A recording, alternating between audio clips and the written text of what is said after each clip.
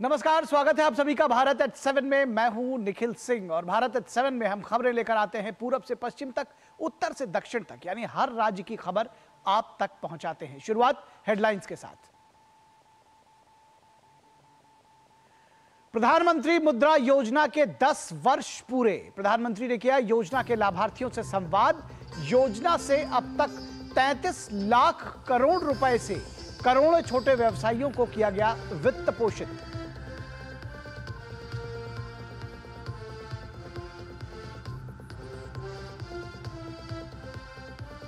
प्रधानमंत्री नरेंद्र मोदी ने दुबई के क्राउन प्रिंस शेख हमदान बिन मोहम्मद अल मखतूम से की मुलाकात।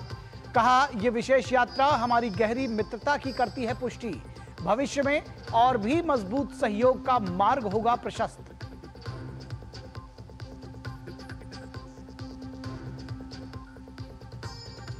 जम्मू कश्मीर के दौरे पर गए केंद्रीय गृह मंत्री अमित शाह ने श्रीनगर में विकास परियोजनाओं का लिया जायजा।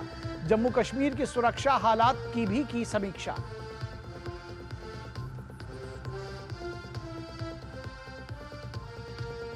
पुर्तगाल यात्रा पर राष्ट्रपति द्रौपदी मुर्मू ने पुर्तगाल के अपने समकक्ष के साथ गांधी प्रतिमा पर पुष्प अर्पित किए।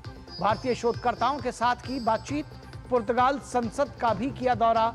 लिस्बन में भारतीय समुदाय को करेंगी संबोधित।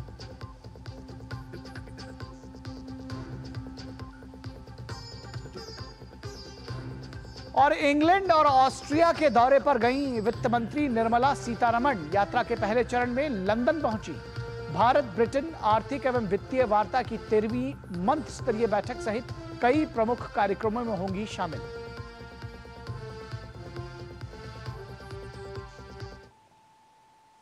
तो सबसे पहले खबर प्रधानमंत्री के विदेशी मेहमानों से मुलाकात की। प्रधानमंत्री नरेंद्र मोदी ने दुबई के क्राउन प्रिंस शेख हमदान बिन मोहम्मद अल मखतूम से मुलाकात की।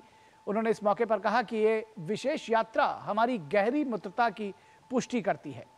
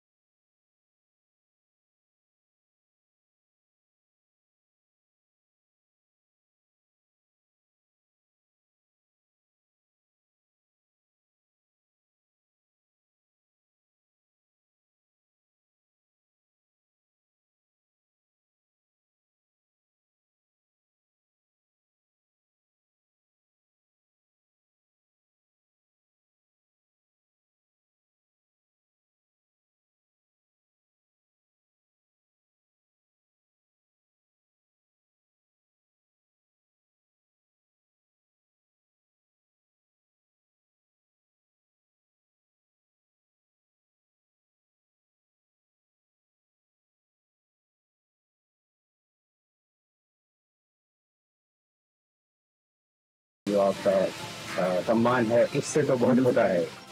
ये हमारे यहाँ देश की ट्रेडिशन, हर मोहल्ले में हर घरों के बाहर ये रखते हैं, उसमें दाने डालते हैं ताकि कोई भी पंछी आए तो यहाँ पर खा सकते हैं।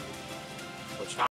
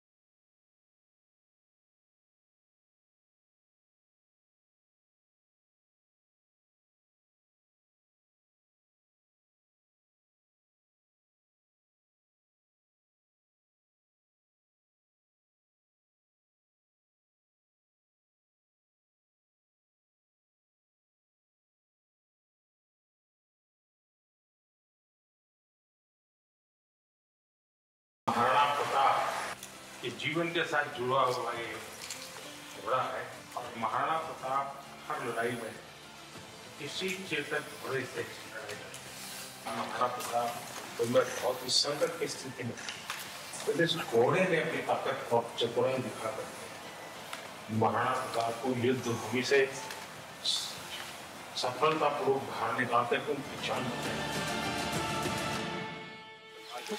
ये कौन है? ये हमारे दादा जब भारत आए थे उस वक्त का है और 1974 का है। मैं समझता हूँ ये मेरे लिए बहुत मूल्यवान तोहफा है। मैं मेरे देश के लिए एक इसको बहुत बड़ी सौगात के रूप में इसको सम्मान से जो आपका सम्मान है इससे तो बहुत होता है। ये हमारे यहाँ देश की ट्रेडिशन, हर मोहल्ले में हर घरों के बाहर रखते हैं, उसमें दाने डालते हैं ताकि कोई भी पंछी आए तो यहाँ पर आ सकते हैं।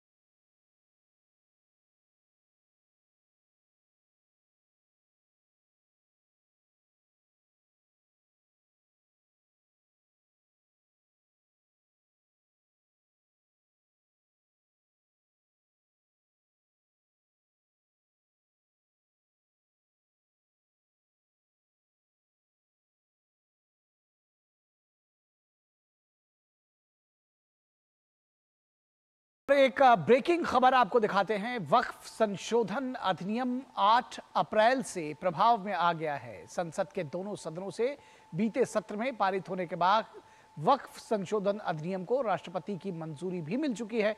अब केंद्र सरकार ने वक्फ संशोधन अधिनियम के प्रभावी होने की अधिसूचना जारी कर दी है।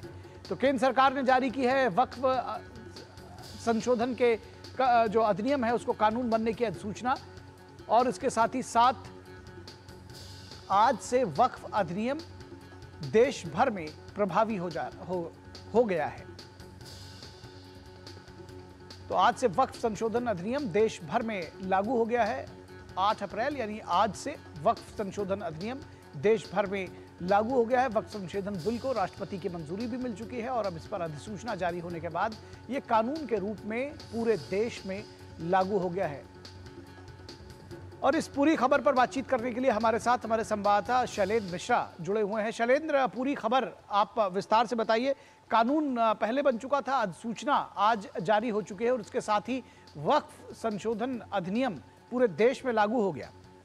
निखिल, देखिए, एक पूरी प्रक्रिया होती है। जब भी कोई बिल संसद के दोनों सदनों से पारित होता है उसके बाद राष्ट्रपति की मंजूरी के लिए जाता है। हम जानते हैं कि वक्फ संशोधन बिल बजट सत्र में हमने देखा था कि संसद के दोनों सदनों में खूब चर्चा हुई थी। 13 घंटा से अधिक समय चर्चा लोकसभा और फिर राज्यसभा में हुई। उसके बाद संसद के दोनों सदनों से ये विधेयक, वक्फ संशोधन विधेयक पारित किया गया था और राष्ट्रपति से मंजूरी भी मिल गई थी। आज अब अधिसूचना जारी की गई है केंद्र सरकार की तरफ से कि ये अधिनियम प्रभावी हो गया, यानी जो वक्फ संशोधन अधिनियम है अब वो आज से देश भर में प्रभावी हो गया। ये एक पूरी प्रक्रिया होती है। जब भी कोई बिल पारित होता है राष्ट्रपति की मंजूरी के लिए जाता है, उसके बाद केंद्र सरकार अधिसूचना जारी करती है और उसके बाद उस विधेयक के प्रावधान प्रभावी हो जाते हैं। तो अब हम ये कह सकते हैं कि वक्फ संशोधन बिल में जो प्रावधान थे, यानी जो नया अधिनियम बना उसके तहत जो प्रावधान है वो अब प्रभावी हो गए हैं। तो ये एक बहुत महत्वपूर्ण खबर है कि केंद्र सरकार ने आज सूचना जारी कर दी है वक्फ संशोधन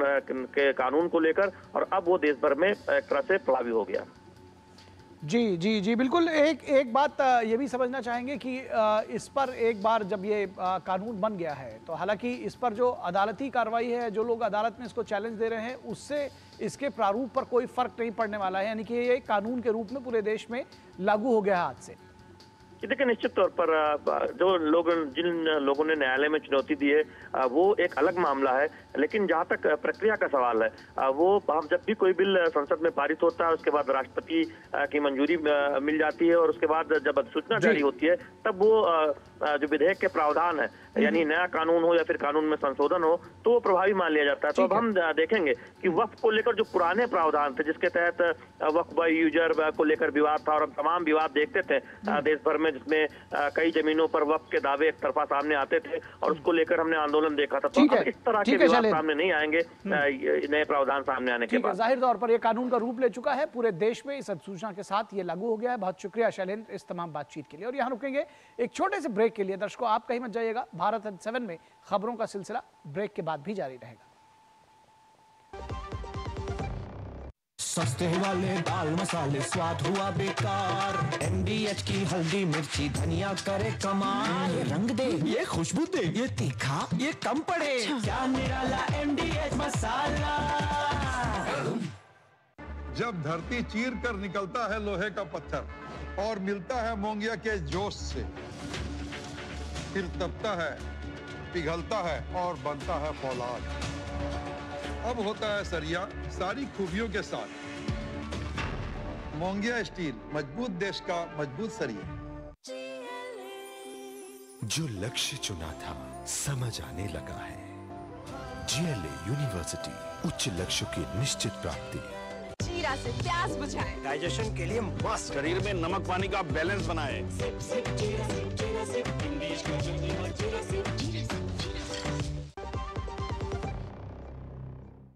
स्वागत है आपका ब्रेक के बाद। और खबर हिमाचल प्रदेश से, जहां शिक्षक सरकार से बेहद नाराज हैं। अलग अलग जिलों के स्कूलों में कार्यरत वोकेशनल टीचर्स इन दिनों शिमला के चौड़ा मैदान में धरने पर हैं। इन टीचर्स की राज्य सरकार से मांग है कि राज्य की जो सरकार है वो प्रदाता कंपनियों को बाहर का रास्ता दिखाए और सीधे इन टीचर्स को शिक्षा विभाग के अधीन लाया जाए। इसे लेकर पहले भी ये लोग धरना प्रदर्शन कर चुके हैं, लेकिन अब तक इनकी बात न सुनी गई और न कोई बात बनी। तो ऐसे में अब वो धरना एक बार फिर से देने के लिए बैठे हैं। देखिए यह विशेष रिपोर्ट।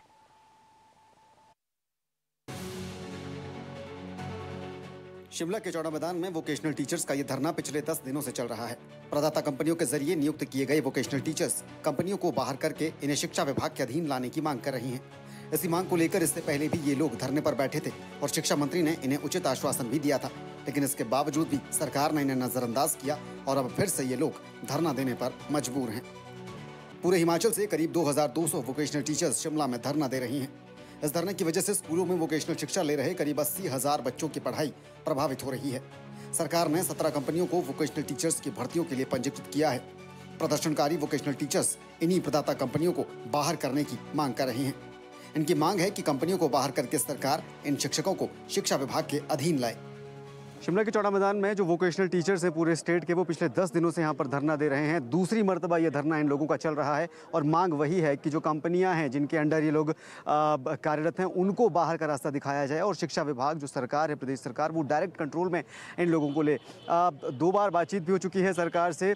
पिछली बार जब धरने में बैठे थे ये लोग तब भी शिक्षा मंत्री से आश्वासन मिला था और पिछले कल भी शिक्षा मंत्री से मुलाकात हुई है, लेकिन कोई नतीजा निकल कर आया नहीं है। इस बीच मुख्यमंत्री सुखविंदर सिंह सुक्खू ने भी इन टीचर्स के प्रदर्शन को लेकर प्रतिक्रिया दी है और इस पूरे मामले में खुद को पूरी तरह अलग कर लिया है। मुख्यमंत्री ने कहा कि इस मामले में वो कुछ नहीं कर सकते और ये मामला केंद्र का मामला है। तो वोकेशनल टीचर का मामला हमारे हाथ में तो है नहीं, वो तो केंद्र सरकार के हाथ में है, लेकिन हमारे हाथ में जो होगा हम तो उनके साथ अपना पूरा सहानुभूति रखते हैं। अब उनकी वो कह रहे कंपनी से बात की जाए, कंपनी भी केंद्र सरकार की है। ये टीचर्स मुख्यमंत्री के इस बयान को लेकर भी नाराज हैं। इनका आरोप है कि मुख्यमंत्री इन्हें अपना कर्मचारी मानने से ही इनकार कर रहे हैं और सूबे के मुखिया होने के नाते इस तरह की बयानबाजी ठीक नहीं है। सरकार का जो रवैया अभी देखने को मिला, अभी माननीय CM महोदय की मैं स्पीच सुन रहा था, बहुत ही दुखद है कि ये कहना कि ये लोग जो हैं वो सेंट्रल गवर्नमेंट इनके बारे में काम करेगी, सेंट्रल गवर्नमेंट द्वारा सैंक्शन पोस्ट है, और जबकि हम लोग पिछले 2-2.5 सालों में सरकार को कितने ही ज्ञापन सौंप चुके हैं, जिसमें हमने बताया कि पड़ोसी राज्य हरियाणा में भी जो है वो कंपनियों को बाहर निकाल दिया गया है, व्यावसायिक शिक्षकों को कंपनियों से फ्री कर दिया गया है। माननीय CM महोदय द्वारा कि ये हमारे लोग नहीं हैं, ये तो जो है सर्व शिक्षा अभियान में उनको क्लैरिफाई करना चाहूँगा CM महोदय को कि सर्व शिक्षा नहीं, समग्र शिक्षा अभियान के अंतर्गत हम लोग यहाँ काम कर रहे हैं। तो सरकार को थोड़ा सा सोचने की आवश्यकता है कि हिमाचल के बच्चों को पढ़ा रहे हैं, हिमाचल में काम कर रहे हैं, 80,000 से ज़्यादा छात्र छात्राएँ हमारे साथ जुड़ी हुई हैं, उनके पेरेंट्स हमारे साथ जुड़ी हुई हैं। इससे पहले बीते रोज भी इन टीचर्स ने शिक्षा मंत्री से मुलाकात की थी, लेकिन इनका आरोप है कि शिक्षा मंत्री रोहित ठाकुर की तरफ से इनसे कोई बात नहीं की गई और इन्हें पूरी तरह से दरकिनार कर दिया गया। इनका कहना है कि आने वाले दिनों में अगर सरकार इनकी ओर ध्यान नहीं देती तो ये और ज्यादा बड़े स्तर पर प्रदर्शन करेंगे। Bureau report, DD news, Shimla. और उत्तर प्रदेश की खबर है, जहां जालौन के महोबा विकासखंड के तहत ग्राम पंचायत सिम्हारा कासिमपुर पिछड़ी ग्राम पंचायतों के लिए एक नजीर बन चुकी है। इस गांव के विकास की बागडोर महिला ग्राम प्रधान के हाथों में है और जालौन की इस ग्राम पंचायत ने दिखा दिया है कि सरकारी धन का अगर सही सदुपयोग किया जाए तो गांव भी शहरों की तर्ज पर विकसित हो सकते हैं। पिछड़ी ग्राम पंचायतों के लिए नजीर बनी जालौन की सिम्हारा ग्राम पंचायत मुख्यमंत्री और भारत सरकार से मिल चुका है सम्मान। गांव के विकास की बागडोर महिला ग्राम प्रधान के हाथों में। महिला ग्राम प्रधान की मेहनत ने जालौन के गांव को बनाया आदर्श ग्राम। ग्राम पंचायत को शहरों की तरह सुरक्षा की दृष्टि से सीसीटीवी कैमरों से किया गया लैस। ग्रामीण क्षेत्रों को शहरी सुविधाओं की तर्ज पर विकसित करने के लिए यूपी सरकार प्रोत्साहन के साथ साथ भरपूर बजट मुहैया करा रही है। बावजूद इसके अभी भी कई ऐसे गांव हैं जो कि विकास से कोसों दूर हैं। ऐसी ग्राम पंचायतों के लिए जालौन की एक ग्राम पंचायत ऐसी है जो कि पिछड़ी ग्राम पंचायतों के लिए नजीर बन चुकी है। गांव में करवाए गए विकास कार्य ये दर्शाते हैं कि कैसे सरकारी धन का उपयोग कर एक पिछड़े गांव को शहरी तर्ज पर विकसित किया जा सकता है। जालौन के महेवा विकास खंड के अंतर्गत आने वाली ग्राम पंचायत सिम्हारा कासिमपुर पिछड़ी ग्राम पंचायतों के लिए उदाहरण बन चुकी है। इस गांव के विकास की बागडोर महिला ग्राम प्रधान के हाथों में है। उनका विवाह इस गांव के आनंद राठौड़ से हुआ था। शादी के बाद गांव आई दीप्ति ने ग्राम प्रधान का चुनाव लड़ा और वो जीत भी गई। बदहाल पड़े गांव में विकास कार्य कराना उनके लिए बड़ी चुनौती थी, लेकिन इस चुनौती को स्वीकार करते हुए उन्होंने गांव को शहरी तर्ज पर विकसित करने का बीड़ा उठाया। गांव में लोग बाहर शौच के लिए जाते थे तो हमने वह शौचालय दिए, शौचालय बनवाए। उन्होंने बाहर कचरा फेंकते थे तो कचरा गाड़ी लगवाई। उन्हें जागृत किया कि कचरा गाड़ी में ही फेंकें। गांव की सुरक्षा के लिए कैमरे लगवाए, माइक लगवाए कि उन तक सूचना पहुंचा सकें। और हमारे यहाँ ओपन जिम भी बनवाई गई है। आज ये ग्राम पंचायत रोल मॉडल बनकर उभरा है। गांव में किए गए विकास कार्य इस बात की तस्दीक करते हैं कि काम कागजों में नहीं बल्कि धरातल पर भी किया गया है। गांव में बना पंचायत भवन किसी शहरी सरकारी कार्यालय से कम नहीं है, जहां पर ग्रामीणों को पेंशन से लेकर राशन तक और सामूहिक विवाह से लेकर बच्ची के जन्म और मिलने वाली सुविधाओं तक की कागजी कार्रवाई की जाती है। इस ग्राम पंचायत को शहरों की तरह सुरक्षा की दृष्टि से सीसीटीवी कैमरों से लैस किया गया है। कैमरों की वजह से गांव में चोरी की घटनाओं पर भी लगाम लगी है। गांव में शहरी तर्ज पर सामुदायिक शौचालय बनाए गए हैं। इसके अलावा महिलाओं के लिए अलग से पिंक शौचालय का निर्माण भी कराया गया है। गांव में ग्रामीणों को अच्छे स्वास्थ्य के लिए प्रेरित करने और खेलकूद के लिए पार्क और ओपन जिम का भी निर्माण कराया गया है। पार्क में टहलने और बैठने की व्यवस्था भी की गई है। काम बहुत अच्छे किए गए हैं हमारे प्रधान द्वारा। लोग बाहर न जाएं उसके लिए एक सुलभ शौचालय का निर्माण किया है। गांव की सुरक्षा के लिए सीसीटीवी कैमरा भी लगवाए हैं। हमारे यहाँ लाउड स्पीकर लग गए, सीसीटीवी कैमरा है, जिम का सेटअप है और हमारे यहाँ पार्क है। गांव में बहुत तरीके से काम अच्छा हुआ है। जालौन के इस ग्राम पंचायत ने यह दिखाया है कि सरकारी धन का अगर सही योजना और दृढ़ संकल्प के साथ उपयोग किया जाए तो गांव भी शहरों की तर्ज पर विकसित हो सकते हैं। जालौन से डीडी न्यूज के लिए संजय गुप्ता की रिपोर्ट। और यहां रुकेंगे एक छोटे से ब्रेक के लिए, कहीं मत जाइएगा, जल्द हाजिर होंगे। लाल रंग इसका अपार, तीखा कम है फिर भी स्वाद। MDH Kashmiri, MDH Kashmiri, MDH। मेरी पसंद, मेरी पसंद, मेरी पसंद, मेरी पसंद, हमारी पसंद, हम सबकी पसंद। मजबूत देश का मजबूत सरिया मोंगिया स्टील। जो लक्ष्य चुना था समझ आने लगा है। जीएलए यूनिवर्सिटी, उच्च लक्ष्य की निश्चित प्राप्ति। गोल्डी मसाले के 100 ग्राम के स्पेशल पैक्स में फ्रेशनेस लॉक है। ऐसे गोल्डी मसाले जहां जाएं रिश्ते बनाएं। स्वागत है आपका ब्रेक के बाद और खबर राजस्थान से, जहां ग्राम पंचायतों और पंचायत समितियों के पुनर्गठन और नई पंचायतों के सृजन का प्रस्ताव बनाने का काम पूरा हो चुका है। जिला स्तर पर इन पंचायतों के प्रस्ताव सोमवार को प्रकाशित किए गए और इस पर आपत्तियां मांगी गई हैं।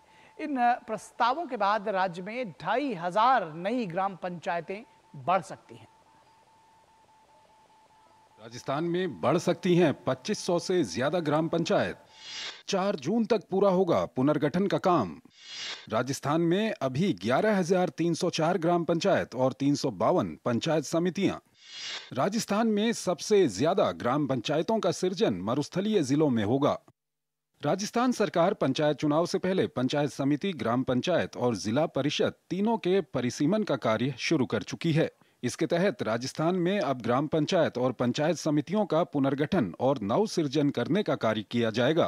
राजस्थान सरकार पूरे राज्य में 2500 से ज्यादा ग्राम पंचायत और 100 से ज्यादा पंचायत समितियों का पुनर्गठन और नव सृजन कर सकती है। मोदी जी अक्सर कहते हैं कि मेरा देश बदल रहा है। यही समय, सही समय है तो गांव-गांव, ढाणी-ढाणी तक कैसे विकास पहुंच सके, कैसे छोटे-छोटे रेवेन्यू विलेज बना करके वहां तक विकास को पहुंचाया जाए, वहां सड़कें पहुंचाई जाए, स्कूलें पहुंचाई जाए, वहां आंगनवाड़ी केंद्र, उप स्वास्थ्य केंद्र खोले जाए। इन सभी दिशाओं को, इन सभी कार्यों को ध्यान में रखते हुए ये पुनर्गठन करके पूर्ववर्ती सरकार की बिना प्लानिंग के जो जिले की घोषणा है, लेकिन अब ऐसा ना होगा। गौरतलब है कि राजस्थान में 11,304 ग्राम पंचायतें हैं और 352 पंचायत समितियां हैं, जिसमें मरुस्थली जिलों में सबसे ज्यादा ग्राम पंचायतों का सृजन होना है। इसके बाद जोधपुर दूसरे नंबर पर है। जोधपुर में 242 ग्राम पंचायत और 14 पंचायत समिति का पुनर्गठन होना है। वहीं नए जिले फलोदी में नए जिला परिषद का गठन किया जाएगा। इस समय ग्राम पंचायतें, पंचायत समिति और जिला परिषद तीनों के पुनर्गठन और परिसीमन का कार्य चल रहा है। पहले जोधपुर और फलोदी जिला एक साथ था, अब फलोदी जिले के अंदर नवीन जिला परिषद का गठन होगा। पंचायत समितियों का भी पुनर्गठन हुआ है कि उसमें कंडीशन ये है कि यदि आपकी 40 या उससे अधिक ग्राम पंचायतें किसी पंचायत समिति में आ जाती है एंड 1,20,000 से अधिक की पॉपुलेशन यदि आ जाती है तो उसका पुनर्गठन किया जा सकता है। वहीं बीकानेर जिला कलेक्टर नम्रता विरशनी का कहना है कि इससे न केवल प्रशासन अपना कार्य अधिक पारदर्शी तरीके से और लोक कल्याणकारी ढंग से कर पाएगा, बल्कि समस्याओं का निस्तारण भी शीघ्र होगा। बीकानेर में भी अभी जैसे जो हमारी अर्बन की बीकानेर पंचायत समिति थी, जो हेडक्वार्टर वाली थी, उसके 3 पार्ट्स हुए हैं। हमारा प्रयास ये था कि इसको कंस्टिट्यूएंसी वाइज फॉर्मेशन कर दिया जाए ताकि कोऑर्डिनेशन में और इन चीजों में दिक्कत ना आए। इससे 2 फायदे, एक तो पंचायत समिति जब मतलब बहुत ज्यादा बड़ी होती है तो जो दूर के गांव होते हैं उन पर फोकस नहीं हो पाता। गौरतलब है कि प्रस्तावों पर 6 मई तक आपत्तियां ली जाएंगी। आपत्तियों का निस्तारण 7 से 13 मई तक किया जाएगा।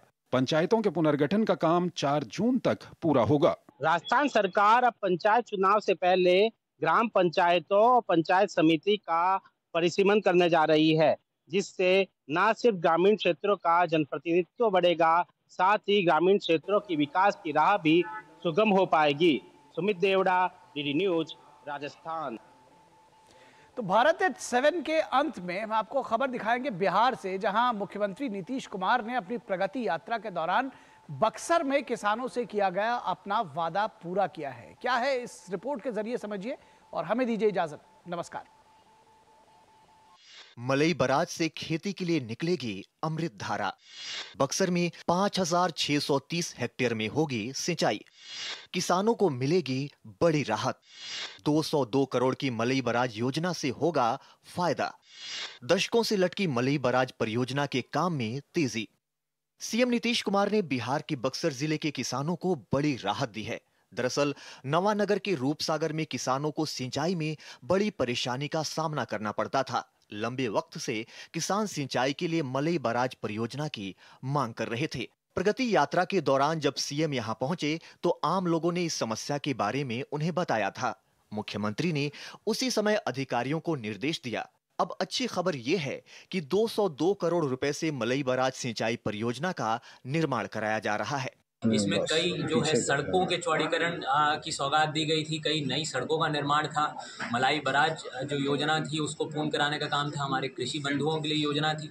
इसके अतिरिक्त हमारे जो युवक युवतियां हैं उनके लिए भी सौगात दी गई है। ITI फील्ड में खेल का मैदान आज उसका निर्माण किया जाएगा। ऑडिटोरियम का भव्य ऑडिटोरियम का निर्माण बक्सर नगर परिषद क्षेत्र में किया जाएगा। कुल मिला के 1224 करोड़ रुपए की लागत की ये योजनाएं थी। मलई बराज परियोजना बक्सर, रोहतास और भोजपुर के किसानों को जीवन देने वाली काव नदी पर बनाई जा रही है। इसके माध्यम से नदी पर बने बराज से कैनाल के माध्यम से पानी को लिफ्ट कराया जाएगा। कैनाल का निर्माण हो जाने से 5630 हेक्टेयर भूमि पर सिंचाई की समस्या को दूर किया जा सकेगा। डुमरांव SDO ने बताया कि वर्तमान में निर्माण का टेंडर हो चुका है। 1 से 2 सालों में किसानों को लाभ पहुंचना शुरू हो जाएगा। इससे जो है आच्छादन जो हो रहा है, जो किसान लाभान्वित हो रहे हैं, 8630 हेक्टेयर भूमि, 8630 हेक्टेयर भूमि के किसान जो हैं, रैयत जो हैं लाभान्वित हो रहे हैं। बक्सर जिले का बात करें तो खास करके जो हमारा डुमरांव अनुमंडल है वो बहुत ही अधिक लाभान्वित हो रहा है। परियोजना का काम शुरू होने से किसानों के बीच काफी खुशी है। कैनाल निर्माण से सिंचाई के लिए पानी के साथ ही बारिश के दिनों में काव नदी का जलस्तर बढ़ने से सैकड़ों एकड़ की फसल बर्बाद होने से भी बच सकेगी। इस मलई बराज परियोजना के निर्माण में राज्य सरकार के साथ साथ केंद्र सरकार भी मदद कर रही है। नीतीश बाबू आए, अभी प्रगति या उनका यात्रा था, उसमें घोषणा किए हैं और हम लोग को पूर्णतः विश्वास है कि अब इसके लिए एक टीम बनाकर काम किया जा रहा है।